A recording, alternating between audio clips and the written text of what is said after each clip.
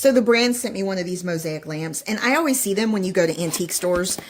They'll have like these really pretty lamps, and I've been wanting one actually for my like kitchen bar.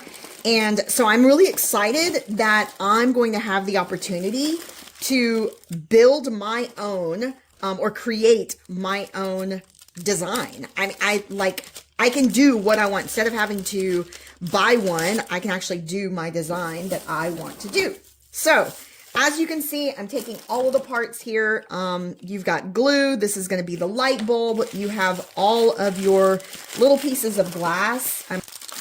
You have all these pieces. So I'm going to go ahead and take everything out and look at the instructions and see if I can give you kind of an overview as to what this includes and how to put it together. Okay, now when I say that they gave you everything, they give you everything. They do give you a pair of gloves, and they do recommend that you actually use gloves when you're putting this together. These are actually made out of glass. They're very shiny and super pretty, but they are made of glass, so they want to make sure that you don't cut yourself when you're using them. You do have this little storage container. It does recommend for you to separate all of your pieces that you're going to be using by color, and so they give you this nice little case that you can go ahead and separate them. Of course, all of these are not going to fit in here, but it will snap into place so that you can go ahead and come back to it and work on it as you're wanting to go ahead and create this. They also provided you with a light bulb. This is an LED light. It's actually the same bulbs that we use in our light fixture. But I'm just going to go ahead and kind of put it in here so that you can see. This is not a bright lamp, right? This is actually going to be kind of like a night lamp or an evening lamp, just to kind of give a little bit of illumination to the bulb itself, which I'm going to call this the bulb because this is kind of what I'm talking about, the globe, I guess you could say. But what you're going to basically do is you're going to glue every individual piece of glass that you're wanting to go ahead and put on here.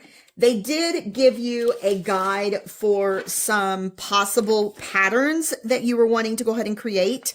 So you can go ahead and see those, make sure there wasn't anything on the back, and there's some more. That's where I saw the other ones. There's some more so that you can kind of design the pattern that you're wanting before you just kind of start gluing all over the place.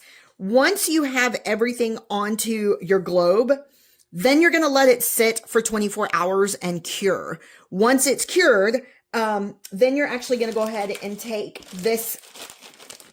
This is like clear. I don't know what they called it. Think of it as grout, I guess is how the best way to describe it. But it's going to be clear, and you're going to put this into this little container, right? And then from here, you're going to use your spatula, and you're going to spatula it out, and then you're going to put it in between all the spaces like so. And then you're going to use your sponge to go ahead and lightly clean it off so that it will go ahead and fill everything in. So I did see that there were some square ones in this design. You can see like those squares that are right there. But I am not seeing any squares in this bag. So I'm assuming that in order to go ahead and have a square, what they're talking about is putting probably some of these together in order to make that particular design, because there are no squares. So I don't know about that. It's kind of odd to me. However, I'm just going to pour these out just so I can go ahead and make sure there's not. So yeah, no, there's not. But I do like these colors. So I just want to show you an up close of these colors. That's as close as I'm going to get to pretty much being a square.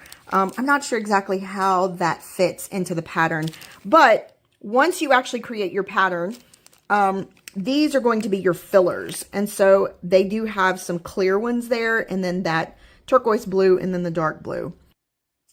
So once that's all done and it's taken care of, you're going to kind of pull these little metal pieces forward. They're very, very sturdy, I guess is the word. They've got a lot of tension. So I'm not going to put my globe on there just yet, but you're going to pull those forward.